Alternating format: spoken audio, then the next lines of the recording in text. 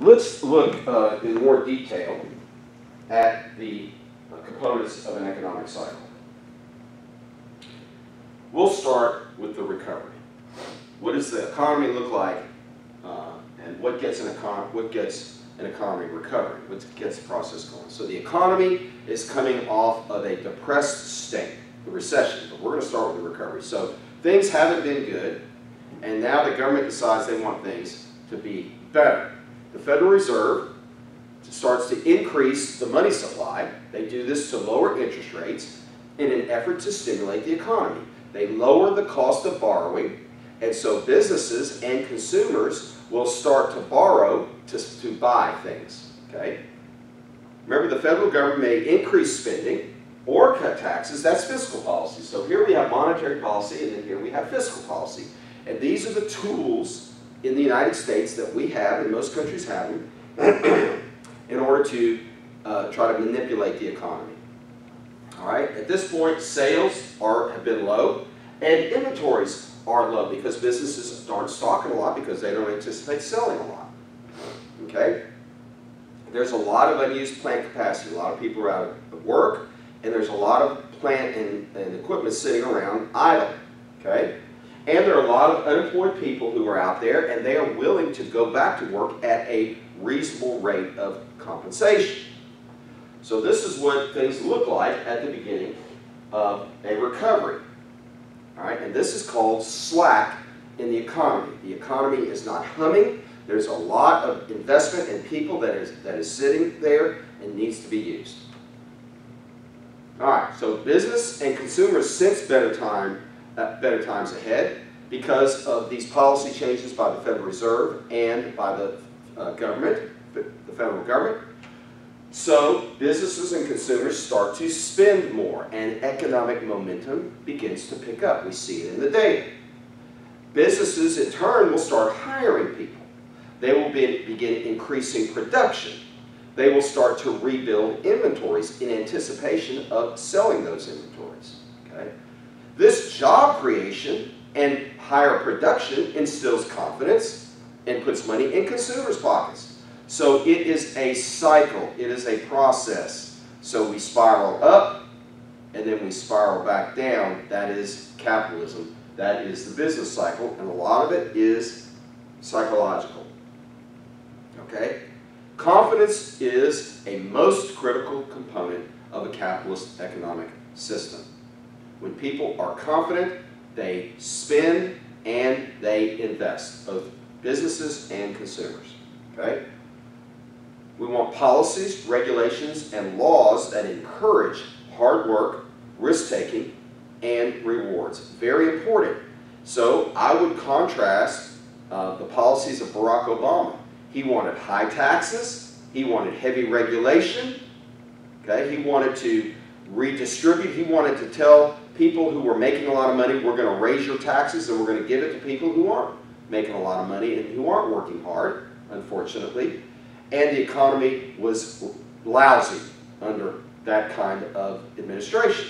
And then in comes Donald Trump, who's a business person, and he says, we're going to cut taxes, we're going to roll back regulation, and we're going to get this economy going again. And whether you agree with Trump or not, whether you agree with Obama or not, the data is what the data is, and we've had an economic recovery under Trump's policies. I'm not saying I like one or the other, but I do say in terms of policies, I like Trump's policies.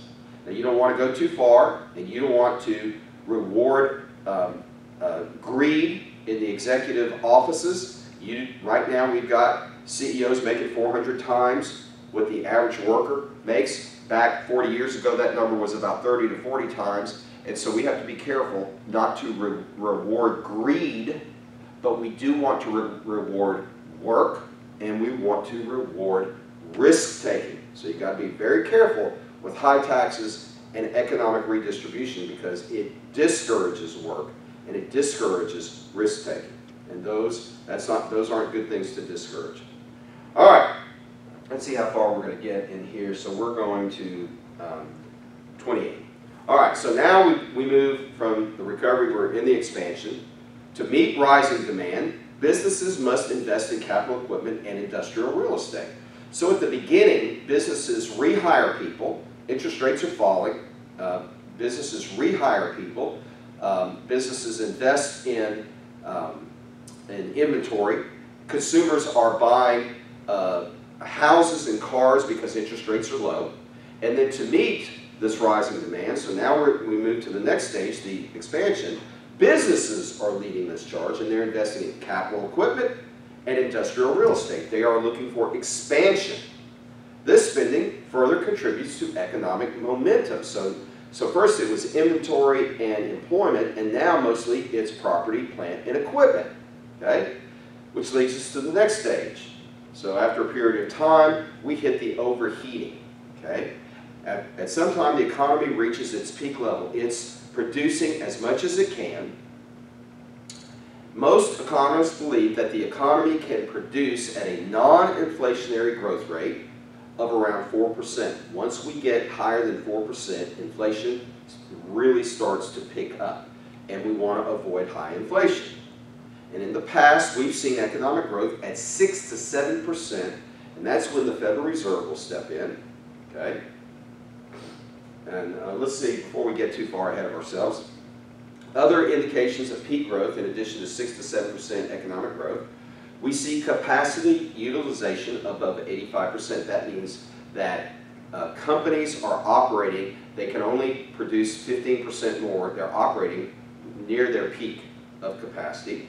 And the labor markets are very tight, below 5% right now, they're at 3.7%, and what's going on? Wages are rising. To get people back into the labor market, you have to pay more and more, okay?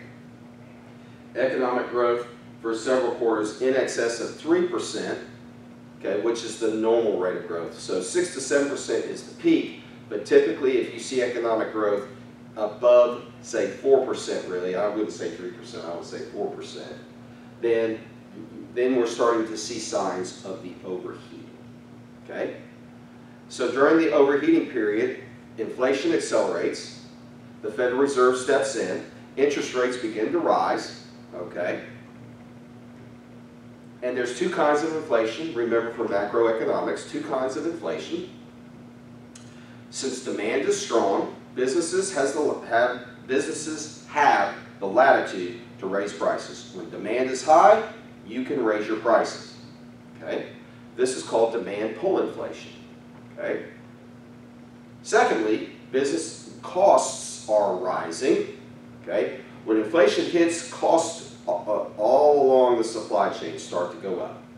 And businesses often pass these costs to customers in the form of higher prices, and this is called cost push inflation.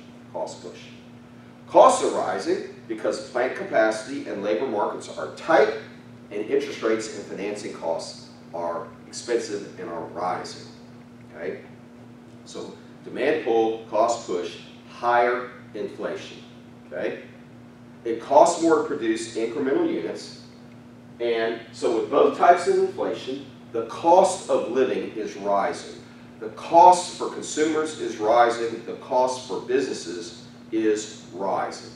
And this means income that is earned by people and by businesses will not buy as much, and this is called loss of purchasing power, and this is the technical definition of inflation, loss of purchasing power. All right, I think we're going to 28. Let's see, yes, we're going to 28. So we're still in the overheating, all right? Interest rates will rise during this phase of the business cycle for three reasons. First, businesses and consumers require more money to maintain high growth, so the demand for debt rises. There is a positive relationship between economic growth and interest rates. The higher economic growth is, the higher interest rates will be. Secondly, the threat of inflation causes bond investors to demand higher nominal interest rates. When inflation goes up, interest rates must go up because interest rates are a component of, inflation is a component of interest rates, okay? And longer term bonds in particular respond to inflation, okay, in the marketplace. So investors control the long end of the curve, and the Federal Reserve controls the short end, and inflation scares the you-know-what out of the Federal Reserve, and businesses. Finally, the Federal Reserve Board must fight rising prices and inflation. They do this by shrinking the money supply. They will step in and they're looking at the economy, they're looking at the data, and they're going, oh my gosh, the economy is growing so rapidly, inflation is ticking up, we have got to slow things down before it gets out of hand with inflation. And so they'll shrink the money supply. This will raise short-term interest rates, and it will slow the economy, which then leads to the recession. Okay? Rising prices and interest rates are disturbing to businesses, consumers, and investors. Okay? Businesses stop investing in capacity increases because they see that things are going to slow, and they stop building their inventories and they start laying workers off. Okay? Having less money and less job security and facing expensive financing costs, consumers reduce their spending. So we cycled up, and now we're starting to cycle down. This snowballs, this down cycle, until inflation and the previously mentioned economic strains are relieved. Okay? So that's what happens. That's what we call the economic cycle. All right? At this point, once things have moved down, the government will step in to start a new economic expansion. That's 2 sneezes in 1 clip. All right. We're going to take a brief pause, and then we'll come back and continue on. Peace. Shalom.